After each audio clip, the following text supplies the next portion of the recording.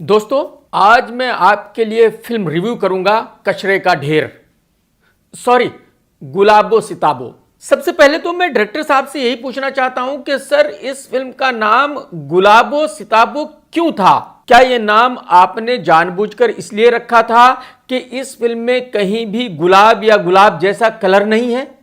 हो सकता है।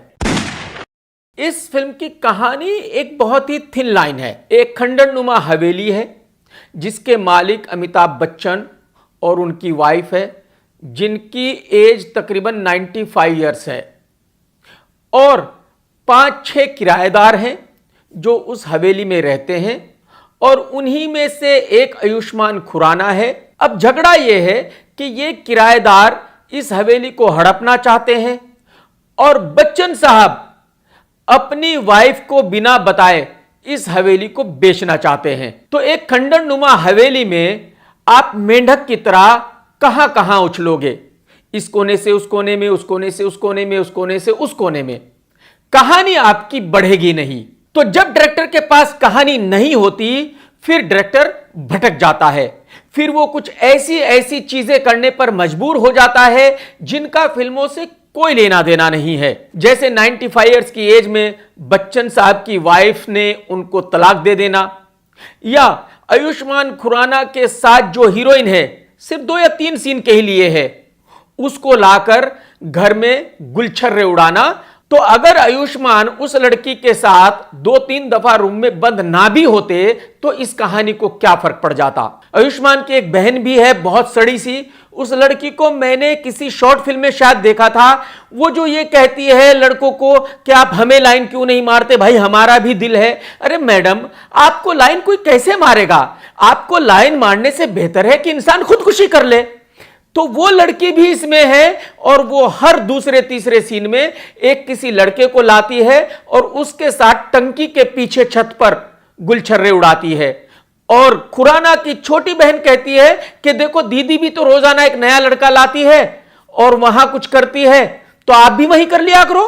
खैर, कहानी में आगे बढ़ने का दम तो था नहीं, तो कहानी को आगे जबरदस्ती बढ़ाया गया कि काले हैं जो लॉयर हैं और वो बच्चन साहब के साथ मिलकर इस हवेली को बेच देना चाहते हैं ताकि उनको कुछ पैसे मिले। दूसरी तरफ विजयराज हैं जो पुरातत्व विभाग में काम करते हैं, जो पुरानी बिल्डिंगों का रखरखाव करता है और वो भी बच्चन साहब के साथ मिलकर उस हवेली को एक बिल्डर को बेच देना चाहता है ताकि उसको कुछ पैसे मिल जाएं। सारे कैरेक्टर्स को एकदम सड़े हुए घटिया कपड़े पहनाए गए हैं जो रोड पर मिलते हैं 5-5, 10-10 रुपए में। यह पटकथा बहुत ही कमजोर है जो 2 घंटे तक दर्शकों को होल्ड नहीं कर सकती। फिल्म के डायलॉग्स अच्छे हैं बट प्रॉब्लम यह है कि बच्चन साहब ऐसे बात करते हैं कि 20 अल्फाजों में से एक अल्फाज समझ में आता है। आयुष्मान खुराना को यह किसने बता दिया था कि भाई आप राजकुमार साहब की तरह डायलॉग बोलते हो या बच्चन साहब की तरह डायलॉग बोलते हो या दिलीप कुमार साहब की तरह डायलॉग बोलते हो तो आपके डायलॉग्स पे लोग तालियां बजाते हैं, इसमें आप किसी और तरह से डायलॉग बोलना। आयुष्मान साहब, आप पहले ही लड़की की तरह बोलते हो मेरे भाई, तो आपको जीभ को अटकाकर डायलॉग्स बोलने की क्या जरूरत पड़ गई थी? फिल्म में एक्शन है नहीं, गाना एक भी नहीं है और एंटरटेनमेंट का तो नाम भी मत लेना। डायरेक्शन बहुत ही कमजोर है, बहुत ही ढीला है, वो कहीं भी पूरी फिल्म में दर्शकों को होल्ड नहीं कर पाए। मैं उनके काम का उनकी पहली फिल्म से फैन हूं जिसका नाम था यहां। उसके बाद उन्होंने कई फिल्में अच्छी बनाई। उसके बाद उनकी एक फिल्म आई पीकू जिसमें बच्चन साहब, इरफान खान, दीपिका वगैरह थे और उस फिल्म ने तकरीबन 75 करोड़ का बिजनेस किया था।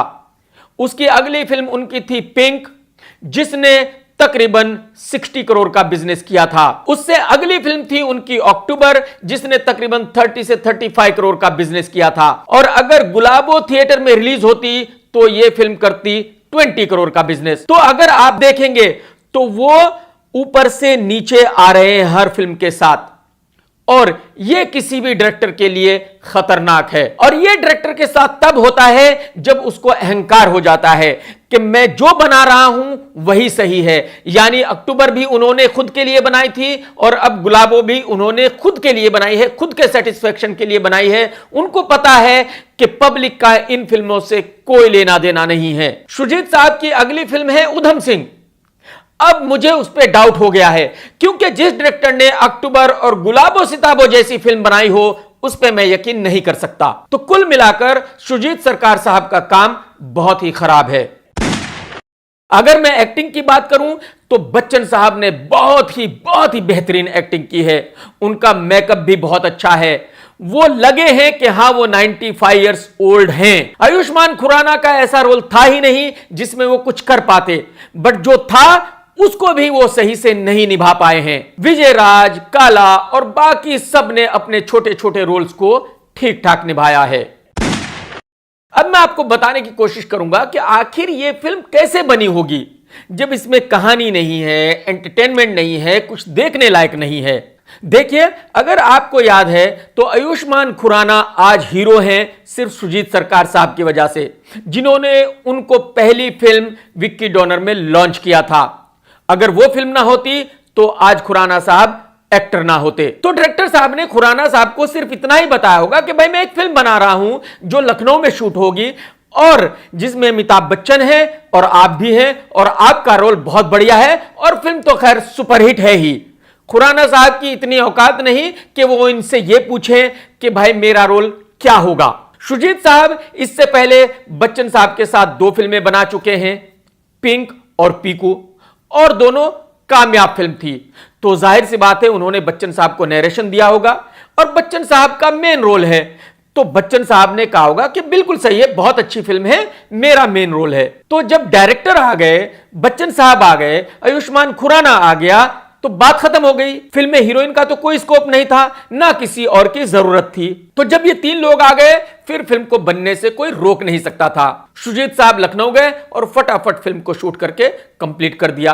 अमेज़न ने ये फिल्म इसलिए खरीदी कि भाई सीधा उनके प्लेटफॉर्म पे अमिताभ बच्चन, आयुष्मान खुराना की फिल्म रिलीज होगी तो करोड़ों लोग उनका सब्सक्रिप्शन ले लेंगे।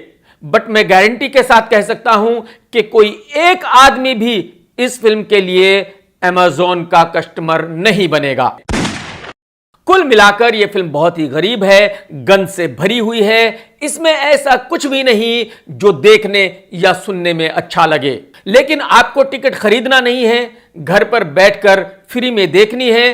तो अगर आप अपने 2 घंटे का टाइम बर्बाद करना चाहते हो, आप भी एक्सपीरियंस करना चाहते हो कि 50-60 करोड़ रुपए बर्बाद करके एक घटिया फिल्म कैसे बनाई जा सकती है, तो आप इस फिल्म को देख सकते हैं। मैं इस फिल्म को देता हूं 1 स्टार और मेरी बिजनेस रेटिंग रहेगी हाफ, क्योंकि अगर यह फिल्म थिएटर में रिलीज होती तो यह 20-25 करोड़ के ऊपर बिजनेस नहीं कर सकती थी।